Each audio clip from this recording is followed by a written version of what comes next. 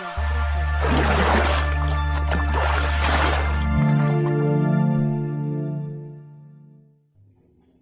Assalamualaikum warahmatullahi wabarakatuh. Masih bersama saya Salsa. Di episode kali ini, narator kami akan menceritakan kisah nyata horor tentang seorang pembantu yang bekerja di rumah pesugihan. Seperti apa ceritanya? Tetap di Ekstradisi Misteri.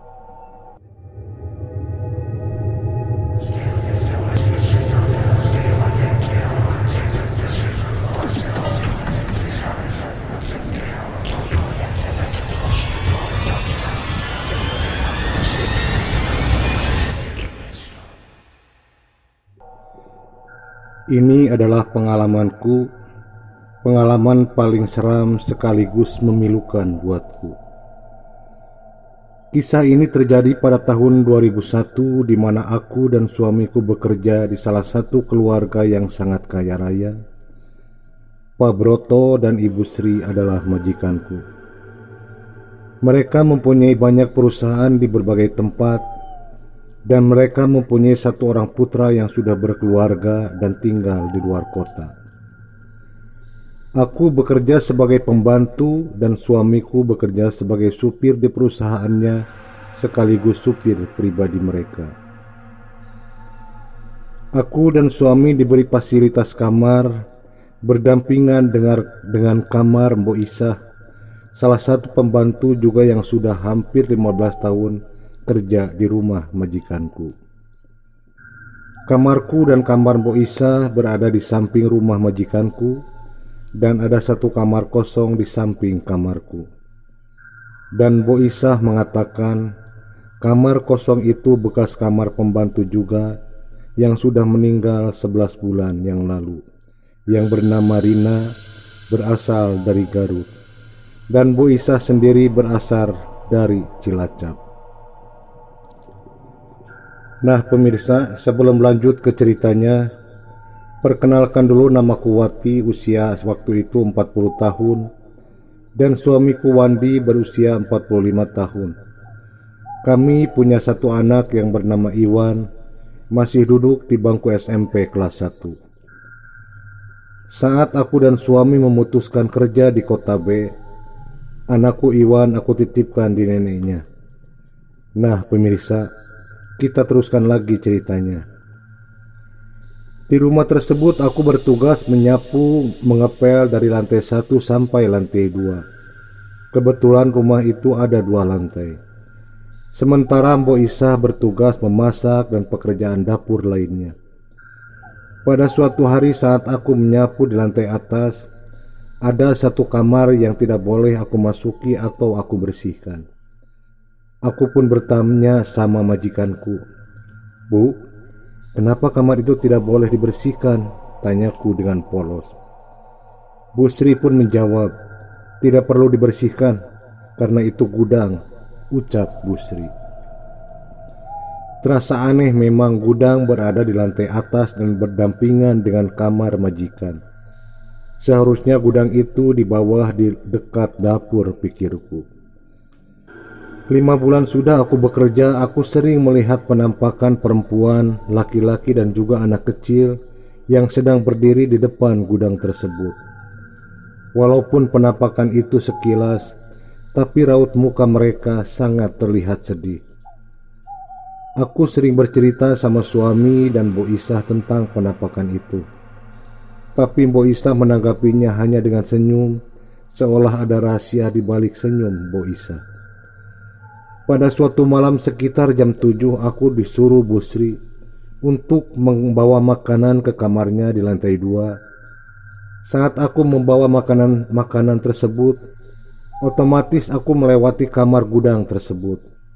Dengan tak sengaja aku melihat Pak Broto seperti sedang bersemedi dikelilingi lilin-lilin yang dinyalakan. Aku pun bergegas menyimpan makanan ke kamar Bu Sri dan langsung turun dari lantai 2 menuju ke dapur. Dan saat aku turun dari tangga, tiba-tiba aku dikejutkan oleh penampakan perempuan yang sedang berdiri di belakangku tepat di depan kamar gudang. Dan si perempuan itu berkata, "Pergi dari sini, Pergi dari sini. Aku pun berlari ke arah dapur, dan keesokan harinya aku ceritakan tentang penampakan itu sama Bo Isa. Bo Isa lagi-lagi tersenyum, dan anehnya Bo Isa sudah tahu dari wujud penampakan yang aku lihat itu. Wanita muda itu berambut panjang dan memakai baju daster, ucap Bo Isa. Loh, kok Mbak tahu? Atau Mbok juga sering lihat? Tanyaku. Bo Isa mengangguk. Dia adalah arwahnya Rina. Setahun Rina jadi pembantu di sini dan Rina meninggal di sini, ucap Bo Isa menjelaskan. Sakit? Tanyaku. Bo Isa hanya menggelengkan kepala. Jawaban Bo Isa selalu jadi teka-teki dan pertanyaan besar buatku. Pemirsa, meskipun majikanku kaya raya, tapi majikanku termasuk pelit. Mereka tidak pernah memberi apapun pada pegawainya selain gaji. Bahkan makan sehari-hari pun kami dijatah dan kami makan cukup. Setiap hari hanya oseng kangkung dan sejenisnya, juga ikan asin. Tidak ada yang namanya mewah seperti orang kaya kebanyakan. Dan setelah jam 8 malam kami sudah tidak bisa masuk ke dapur atau ke rumah tersebut, karena jam 8 pintu rumah sudah dikunci oleh majikan. Karena kamarku dan kamar Bo Isa letaknya ada di luar dekat dapur. Dan jika malam-malam kami lapar, kami membeli nasi atau makanan lainnya di luar. Hampir 1 tahun kami bekerja. Dan pada suatu hari, pagi-pagi sekitar jam 7, seperti biasa aku memulai pekerjaanku. Sementara Bo Isa pergi ke pasar untuk belanja kebutuhan bulanan, sayuran, ikan asin, dan lain sebagainya. Dan suamiku masih tidur karena kebetulan hari itu tidak ada jadwal mengantar barang-barang ke pabrik. Saat aku sedang menyapu di lantai bawah, tiba-tiba Pak Broto menghampiriku sambil membawa kantong plastik. Wati, suamimu sudah bangun? Tanya Pak Broto. Belum Pak, jawabku. Ini ada nasi padang, rokok, dan juga kopi buat suamimu. Tapi jangan bilang-bilang sama Simbo Isa ya, karena Bapak beli nasi padangnya cuma 1 bungkus, ucap Pak Broto. Sambil menyerahkan kantong plastik berisi nasi padang, rokok, dan juga kopi. Iya Pak, terima kasih Pak, ucapku. Lalu aku pun bergegas keluar untuk ke kamarku dan memberikannya sama suamiku. Aku pun kembali meneruskan pekerjaanku. Sambil bekerja aku berpikir, kok Pak Broto tahu nasi padang itu kesukaan suamiku? Dalam pikiranku. Singkat cerita, sekitar jam 12 siang, Pak Broto menyuruh suamiku mengantarkan berkas ke perusahaan di daerah Bandung Barat. Namun kali ini Pak Broto menyuruh suamiku memakai motor, karena mobil akan dipakai Pak Broto. Padahal mobil ada 3. Kenapa Pak Broto menyuruh suamiku pakai motor, pikirku. Aku pun merasa khawatir karena suamiku tidak terlalu mahir membawa motor. Tapi apa boleh buat, suamiku menyanggupinya. Bismillah aja Nawandi, ucap Mbok Isa.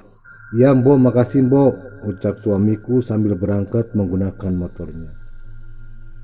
Selang beberapa menit Pak Broto dan Bu Broto pun berangkat dengan mobilnya. Dan setengah jam kemudian, aku sedang mengalap lemari di lantai bawah. Tiba-tiba suamiku datang dan menghampiriku serta menghela napas panjang. Loh, kok Kang Wandi balik lagi? Tanyaku heran. Namun suamiku tidak menjawab, malah berjalan ke tangga dan masuk ke kamar gudang. Aku pun sangat heran kenapa suamiku masuk ke gudang itu. Atau mungkin disuruh majikan, pikirku. Aku pun meneruskan pekerjaan mengelap lemari, tapi suamiku tidak juga keluar dari gudang itu.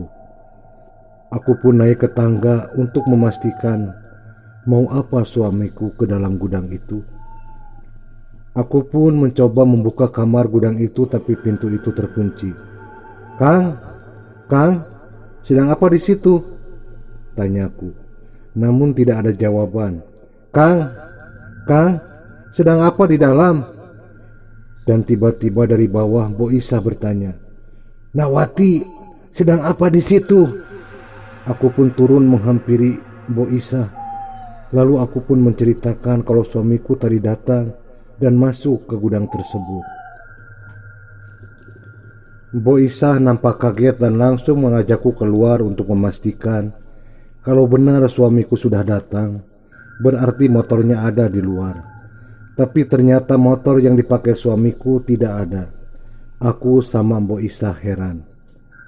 Nawati, berarti suamimu belum datang, ucap Mbok Isah. Lalu, yang tadi datang dan masuk ke kamar gudang itu siapa? Tanyaku heran. Karena aku tadi berpapasan langsung dengan suamiku, Mbok, ucapku menjelaskan. Tiba-tiba Mbok Isah memelukku sambil berkata, mudah-mudahan suamimu selamat dan tidak terjadi apa-apa, ucap Mbok Isah. Walaupun firasat Mbok benar, kamu harus ikhlas menerima kenyataan ini ya, ucap Mbok Isah lagi. Aku merasa heran dengan ucapan Mbok Isah. Firasat apa, Mbok? Tanyaku penasaran. Sudahlah, lihat saja nanti, ucap Mbok Isah sambil bergegas ke dapur. Aku semakin merasakan penasaran dengan apa yang diucapkan Mbok Isah. Selang beberapa menit kemudian telepon rumah berdering. Entah kenapa aku sangat ragu untuk mengangkatnya telepon itu. Dan saat aku mendekat ke meja di mana telepon itu berada, tiba-tiba Mbok Isah berkata, Nawati, biar Embo yang angkat, ucap Mbok Isah sambil berjalan ke meja dan mengangkat telepon tersebut. Aku pun bergegas ke dapur dan lagi-lagi Mbok Isah memelukku sambil berkata, Nawati, yang sabar ya Nawati. Aku sangat heran mendengar ucapan Mbok Isah sambil menangis. Lalu Mbok Isah mengatakan kalau suamiku meninggal dunia dalam kecelakaan. Saat itu aku tidak kuasa menahan pukulan yang sangat memilukan dan aku pun tak sadarkan diri entah berapa lama. Singkat cerita, suamiku pun dimakamkan di kampung halamanku dan seluruh biaya ditanggung sama majikan. Karena waktu itu majikanku dan Mbok Isah pun ikut mengantarkan jenazah suamiku ke kampungku. Dan selesai pemakaman, majikanku memberikan uang untuk biaya tahlil dan lain-lain sebagainya. Juga memberikan santunan buat anakku Iwan. Dan majikanku menyuruhku istirahat untuk sementara waktu. Sebelum mereka pulang, saat aku sedang di dapur, Mbok Isah menghampiriku dan berbisik, Nawati, lebih baik kamu jangan kerja lagi ya. Urus saja anak kamu. Kenapa, Mbok? Tanyaku. Walaupun kamu mau kerja lagi, cari saja majikan yang lain ya, ucap Mbok Isah sambil berbisik ke telingaku. Ucapan Mbok Isah membuatku tanda tanya besar di benakku. Dan singkat cerita, 2 bulan kemudian majikanku datang dan mengajak aku kembali kerja di rumahnya. Dan aku pun kembali ke kota tersebut. Walaupun kota itu telah memberikan kenangan yang teramat pahit dan memilukan buatku, namun aku harus mengubur kenangan itu dalam-dalam karena aku harus memperjuangkan hidup dan masa depan anakku Iwan. Saat aku kembali ke rumah majikanku, Mbok Isah terlihat kaget melihat kedatanganku. Mbok, maaf ya, aku tidak menuruti nasihat Mbok waktu itu. Aku terpaksa kerja lagi di sini karena memang aku butuh biaya untuk menyekolahkan anakku, Mbok, ucapku sama Mbok Isah saat sedang di dapur. Ya sudah, tidak apa-apa. Yang terpenting selama kerja di sini jangan tinggalkan sholat dan selalu berzikir. Mbok takut terjadi apa-apa sama kamu atau anakmu, nak, ucap Mbok Isah. Maksudnya apa, Mbok? Tanyaku penasaran. Sudahlah, nanti suatu saat akan Mbok ceritakan, ucap Mbok Isah setengah berbisik. Singkat cerita, pada suatu malam seperti biasa sebelum aku dan Bu Isa masuk ke kamarku, aku mengunci pintu depan rumah tersebut dan saat aku mengunci pintu utama, kembali aku dikejutkan oleh penampakan perempuan memakai baju daster sedang berdiri di tangga. Dan lagi-lagi perempuan itu berkata, Pergi dari sini. Pergi dari sini. Aku sangat kaget melihat sosok perempuan itu dengan wajah yang sangat pucat. Dan tiba-tiba pintu kamar gudang terbuka, lalu muncul sosok laki-laki dan berjalan ke arah tangga mendekati sosok perempuan itu. Alangkah kagetnya saat sosok laki-laki itu berdiri sejajar dengan perempuan itu, dan ternyata sosok laki-laki itu adalah suamiku. Aku sangat kaget sekaligus sedih melihatnya, dan suamiku berkata, pulang dari sini, pulang Wati, pulang. Ucap suamiku dengan tatapan matanya yang penuh kesedihan. Lalu sosok suamiku dan perempuan itu pun menghilang. Aku pun bergegas ke dapur untuk segera masuk ke kamarku yang berada di luar rumah tersebut. Hampir seminggu sekali aku didatangi arwah suamiku, arwah perempuan, arwah anak-anak, bahkan arwah ibu-ibu seusia Mbok Isa. Dan anehnya setiap penampakan sosok-sosok itu pun selalu mengatakan atau menyuruh aku pergi dari sini, atau pulanglah. Sementara aku tidak mengerti apa maksud ucapan-ucapan sosok tersebut. Dan yang lebih membuatku heran, kenapa setiap penampakan mereka datangnya selalu dari kamar gudang itu. Ada rahasia apa di dalam kamar gudang tersebut? Dan saat aku ceritakan dan bertanya sama Mbok Isa hanya menggelengkan kepala dengan ekspresi sedihnya. Singkat cerita, 11 bulan kemudian sekitar jam 5 sore, aku sedang membersihkan rumput di taman depan rumah. Pak Broto dan Bu Broto baru datang dari luar entah dari mana dengan mobilnya. Lalu Ibu Sri keluar dari mobil tersebut dan berjalan menghampiriku. Lalu Bu Sri memberikan bungkusan makanan yang entah apa isinya. Ini ada makanan buatmu, tapi jangan bilang-bilang sama Bu Isa ya. Nanti Bu Isa mengira aku pilih kasih loh, ucap Bu Sri. Iya Bu, makasih ya Bu, ucapku sambil berlalu untuk menyimpan makanan itu ke kamarku. Lalu aku kembali meneruskan pekerjaanku sampai jam 6 sore. Sekitar jam 8 malam aku dan Mbok Isa keluar dari rumah itu dan segera masuk ke kamar masing-masing. Aku pun segera sholat Isya, dan setelah sholat Isya aku baru ingat kalau tadi sore aku dikasih bungkusan makanan oleh Bu Sri, dan aku pun membuka bungkusan itu. Ternyata bungkusan itu adalah makanan kesukaanku, yaitu donat. Aku sempat berpikir, kok Bu Sri tahu kesukaanku? Lalu aku pun membawa donat itu untuk dimakan bersama dengan Mbok Isa. Sebelum memakannya, Mbok Isa bertanya, donat dari siapa ini? Dikasih siapa Nawati? Lalu aku pun menceritakan kalau donat itu dikasih Ibu Sri.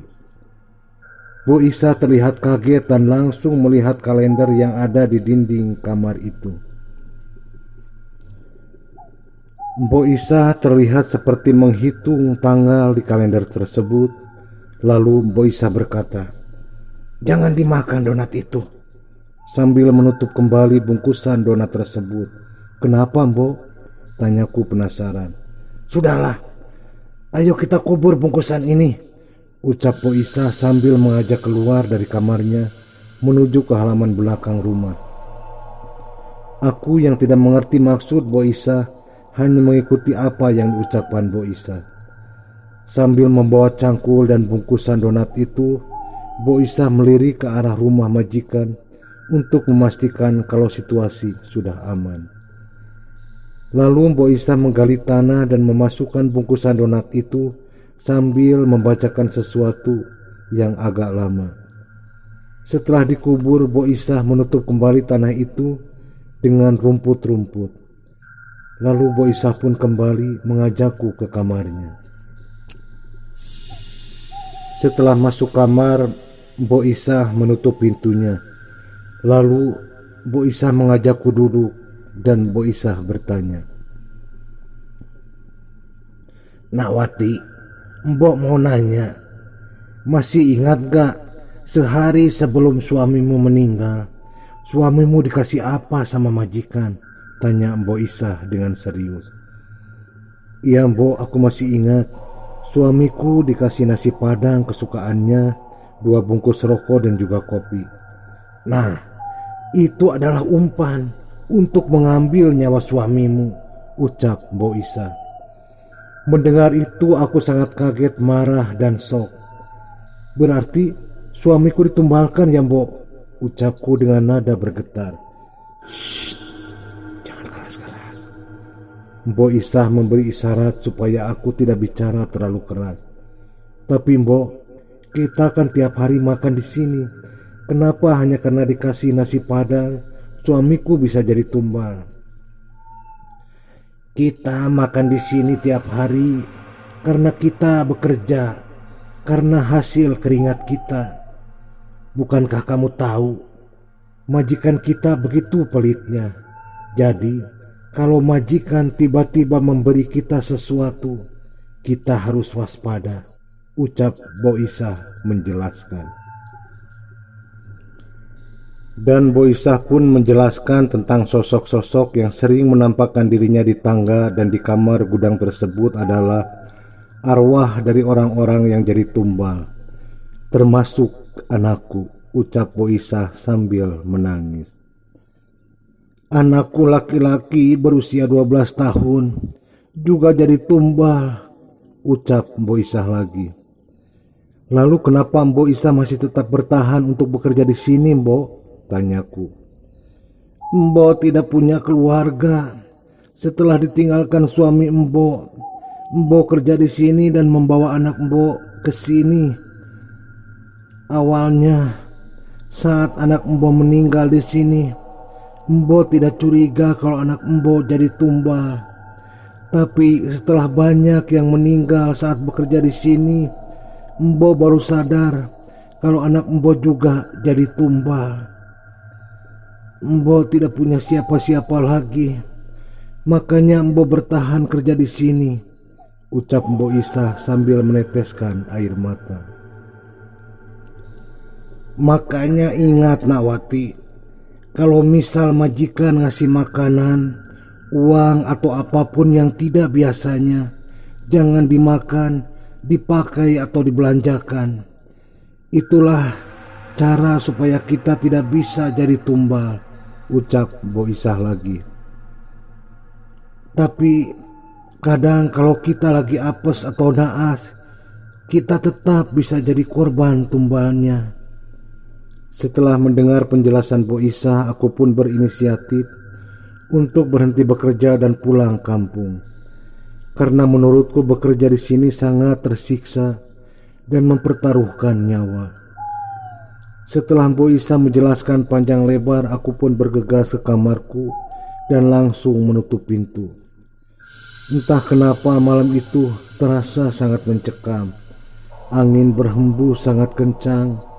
Tiba-tiba aku merasakan ada gempa, disusul dengan suara hujan yang sangat deras, dan dibarengi petir dan kilat yang seolah-olah menyambar ke kamarku. Aku terus berzikir semampuku dan tak berapa lama hujan, gempa, dan angin pun reda. Aku mencoba menyibakkan gorden untuk melihat keluar, tapi anehnya di luar tidak ada air, semuanya kering seperti tidak ada bekas air hujan. Dengan pikiran heran aku pun bergegas ke tempat tidur dan mematikan lampu kamar. Selang beberapa menit, tiba-tiba dari bawah tempat tidur aku mendengar suara napas yang sangat berat.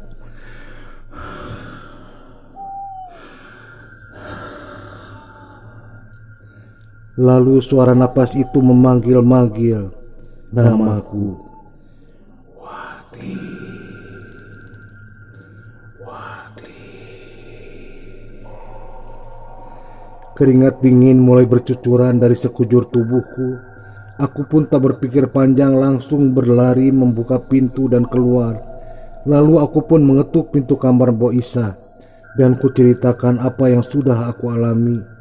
Dan Mbok Isa pun berkata, "Dia marah karena kamu gagal menjadi tumbal, Nawati."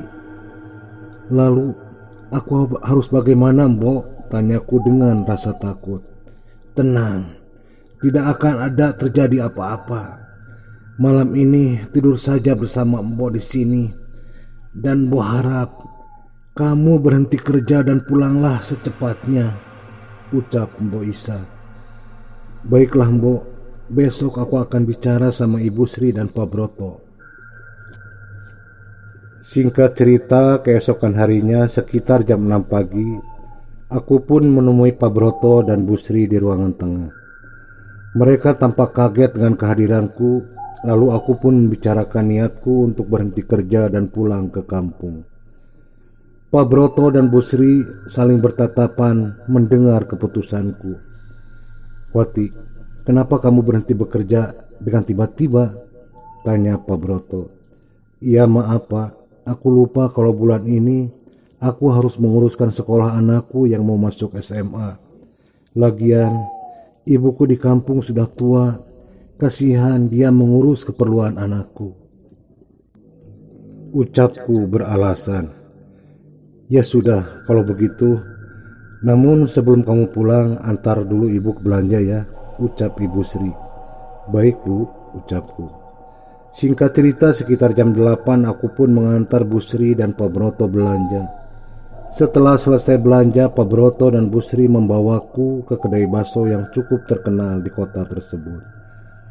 Bu Sri pun memesan 3 mangkok bakso, dan saat Bu Sri memesan bakso itulah aku ingat akan pesan Mbok Isa untuk tidak memakan, memakai atau membelanjakan apa yang dikasih majikan.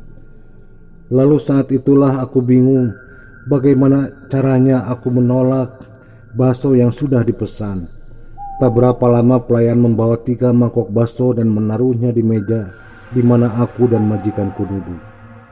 "Silahkan, selamat menikmati," ucap si pelayan tersebut. "Ayo makan," ucap Ibu Sri sambil menyodorkan mangkok bakso ke hadapanku. "Maaf Bu, hari ini aku puasa Bu," ucapku tiba-tiba. Entah ide dari mana aku bisa berbohong seperti itu. Bu Sri dan Pak Broto terlihat kecewa. "Ya sudah, bungkus saja buat nanti kamu buka puasa," ucap Ibu Sri dengan nada sinis. "Iya Bu," ucapku. Singkat cerita, sesampainya di rumah, aku langsung bergegas mendekati Mbok Isa dan mengatakan kalau aku dikasih bakso sama majikan. "Simpan saja dulu di kamar baksonya, biar nanti Mbok yang buang bakso itu," ucap Mbok Isa. Singkat cerita, sekitar jam 11, aku pun segera ke kamarku untuk membereskan baju-baju dan lain-lain. Karena rencana aku pulang kampung selepas zuhur. Saat aku memasukkan baju-baju ke dalam tas, tiba-tiba Bu Sri masuk ke kamarku untuk memberikan gajiku, dan setelah berbincang-bincang sebentar, Ibu Sri memberikan bungkusan berupa dus kecil. "Wati, ini bawa oleh-oleh buat anak kamu. Sampaikan salam buat keluargamu di kampung," ucap Ibu Sri. "Ya Bu, terima kasih dan akan aku sampaikan."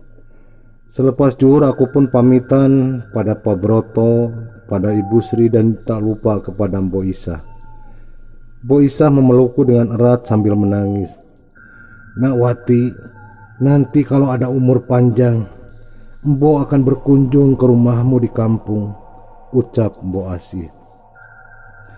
"Ya Mbok, aku tunggu ya Mbok," ucapku sambil bersiap-siap untuk berjalan ke jalan raya, menunggu angkutan umum jurusan ke kampungku, yaitu ke daerah Ciamis. Nah pemirsa, setelah beberapa menit aku meninggalkan rumah itu, ada kejadian yang dialami Mbok Isa saat Mbok Isa sedang menyapu di ruang tengah. Tiba-tiba Mbok Isa melihatku bersama anak laki-laki, yaitu anakku Iwan, berjalan ke tangga menuju kamar gudang. Sontak Mbok Isa kaget dan langsung memanggil sambil melarang. Sosok yang menyerupai aku dan anakku, bisa dikatakan itu adalah roh aku dan juga roh anakku. Untungnya Mbok Isa berhasil menggagalkan roh aku dan anakku itu menghilang, tidak masuk ke kamar gudang tersebut. Saat itu pula Mbok Isa lari ke kamarnya sebentar dan langsung keluar rumah untuk mengejarku. Ternyata Tuhan masih berpihak padaku. Mobil jurusan Ciamis belum juga datang, sehingga Mbok Isa masih bisa menemuiku. "Nak Wati, alhamdulillah kamu belum naik mobil," ucap Mbok Isa dengan napasnya yang kecapean. "Iya Mbok, ada apa Mbok?" tanyaku heran. "Nak Wati, Mbok mau nanya, kamu dikasih apa sama majikan?" tanya Mbok Asi. "Aku dikasih ini Mbok, tapi entah apa isinya," jawabku sambil menenteng dus pemberian Ibu Sri. "Nak Wati, kesini dulu," ucap Mbok Isa sambil mengajakku menjauhi jalan raya dan berjalan ke tepian sungai yang tidak jauh dari jalan raya tersebut. Sesampainya di tepian sungai, Mbok Asih membuka dus tersebut. Ada amplop berisi uang, beberapa bungkus makanan, beberapa potong baju buat anakku Iwan, dan ada beberapa potong baju buatku. "Nak Wati, kita larung semuanya ke sungai barang ini," ucap Mbok Isa sambil menutup kembali dus tersebut. "Nak Wati, tadi aku melihat rohmu dan roh anakmu berjalan ke tangga akan masuk ke kamar gudang itu. Untungnya Mbok berhasil menggagalkan. Makanya larung saja dus pemberian Bu Sri ini," ucap si Mbok lagi. "Ya Mbok, terserah Mbok saja," ucapku dengan nada bergetar. Lalu Mbok Asi pun membacakan mantra yang aku tidak tahu artinya. Setelah itu Mbok Isa melemparkan semua barang ke dalam dus tersebut sambil berkata bahasa Jawa yang artinya, "Ikuti persembahan ini ke dasar samudra," dan seterusnya. Lalu aku dan Bu Isa pun kembali ke pinggir jalan raya. Bu Isa menasihatiku sambil memberikan beberapa lembar uang. Setelah memberikan beberapa lembar uang, Bu Isa memelukku dengan erat sambil menangis. Dan tak lama kemudian Bu Isa pun pergi meninggalkanku untuk kembali ke rumah majikan. Singkat cerita, aku pun sampai ke Ciamis dengan selamat. Dan 2 bulan kemudian aku mendengar kabar kalau Mbok Isa meninggal dunia. Entah karena apa. Namun yang terpenting, semoga Mbok Isa diampuni segala dosa-dosanya dan ditempatkan di sisi Allah Subhanahu wa Ta'ala. Terima kasih Mbok Isa telah melindungi nyawaku saat itu. Nah pemirsa, itulah ceritanya. Sampai ketemu di episode berikutnya. Wassalamualaikum warahmatullahi wabarakatuh.